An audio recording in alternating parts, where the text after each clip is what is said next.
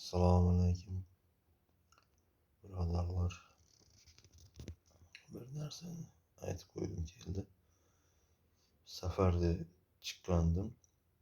Shunday narsa bo'ldiki, yashagan kunimizdan har bir kunimizga shukr qilmasdan iloji yo'q.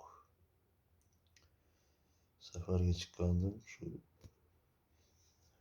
boradigan yerimga yetib kelgan kuni yotgan yerim yo'qdi.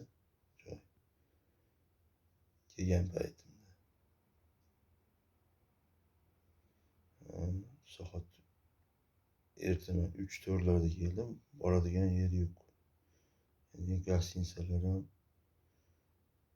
u paytda 24 soat ishlaydigani ham yopiq ekan. Shundan mayli dedim.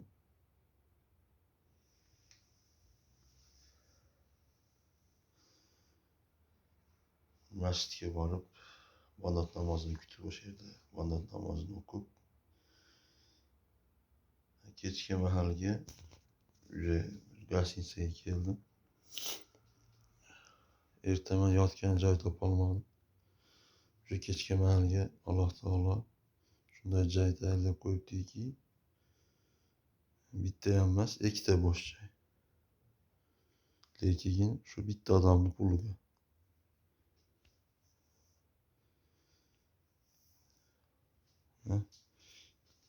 Men o'zimga emas, kiyimimga ham joy bor ekan bu yerda.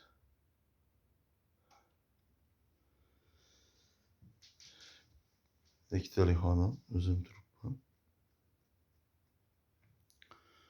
Hamma yo'g'i bor, холодильниклarigacha bor, konditsioner.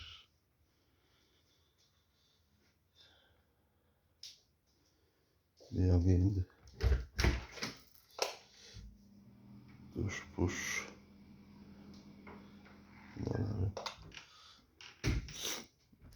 Yani bugun bir ozgina qiyinchilik bo'lib qoladigan bo'lsa, ertagi kunda nimalar kutib turganini bilmaysiz ekanda. Yashaysiz ekan, ozgina qiyinchilikka hayotda shunday bo'lib qoladi. Shunaqa ham qiyinchilik bo'ladimi deb qolasiz. Lekin ertagi kunga Alloh taolo sizga nimalar tayyorlab qo'yganini ko'rganingizda bu qiyinchiliklar hech narsa bo'lmay qolganini, qiyinchilik emasligini inson eslab ham qo'ymaydi ekanda.